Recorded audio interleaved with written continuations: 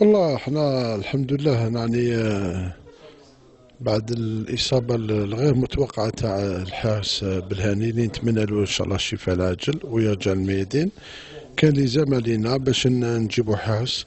تكلمنا مع مزيان، الحمد لله مزيان ماهوش أول لاعب اللي انتدبت وفاق سطيف. احنا أربع لاعب هذا اللي انتدبوا الوفاق، أربع لاعب يسمى تهواز انترناسيونو هذا والحارس هذا. وفيه مازال اتصالات متقدمة مع الحارس بالبوت تاع الشاوية، وفيها كذلك ان شاء الله ديسي ثاني سنين لحد اثنين ان شاء الله يلفا يافوار ثاني دو جوار اخرين باش هكذا التشكيله تاع الوفاق تبقى تشكيله ثريه باش نخشوا رابطه الابطال الافريقيه دور المجموعات بكل قوه وارتياحيه باش الفريق تاعنا يقدم الشيء المطلوب منه. دونك الحارس هذا مازال الحارس ثاني ومازال زوج مهاجمين مع اللاعبين اللي مضاو في الوفاق. تولي هذا هو العدد 6، هذا هو 22 لاعب ان شاء الله. كاين مدافع ايمن، كاين وسط ميدان منه دفاعي هجومي، كاين مهاجم على رواق، وان شاء الله يكونوا مع الحارس ويكونوا ان شاء الله زوج مهاجمين ان شاء الله يا ربي.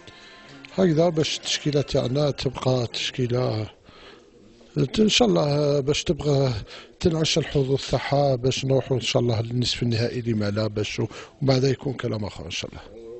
شوف والله ديجا نظن باللي الوالد تاعو كل شيء بالهاني ديجا هما يزون ديبوزي ديجا اون اوفيسيالمون اون بلانت. يعني ما الواحد ما يتمناش امر كيما هذا، لانه احنا كنا نتمناو الحارس تاعنا يكون بالعافيه وماشي مليح، لانه هذو خاوه وسمو. لكن راك تشوف يعني واحد اللي يدير خطا فوت ما يحسبلهاش العواقب تاعها، هاي لي كونسيكونس تاعها. خويا واش نقول لك، حنا اداريين لازم باسكو حنا بغض النظر انه اللاعب بنا وخونا وكل شيء، لكن ثاني النادي هو لقى روحو سانكسيوني، وحنا ما لا ناقه لنا ولا الجمل في هذه باش تشوف اللاعب حارس كان واجد وكل شيء وزات اوبليجي دالي شيرشي ان كارديا وكل شيء. نظن باللي امور كيما هذه ماشي مليحه، ما تخدمش الرياضه في الجزائر. والله خويا ما عندي حتى انا يعني الامر كيما هذا.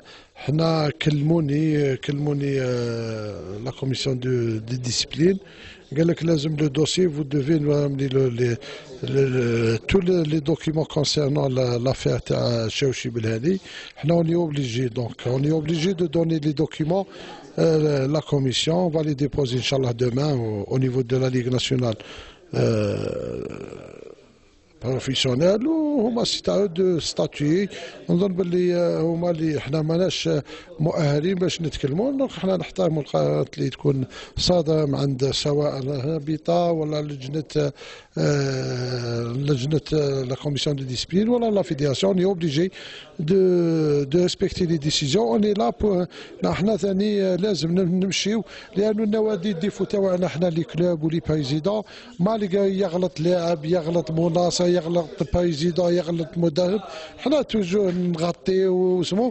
نظن بلي المشاكل اللي وصلت لها هي هذا بهذا السبب هذا. دونك لي طون باش الواحد لازم يكون مسؤول في الكلام تاعو ويكون ساج في لي ديسيزيون تاعو.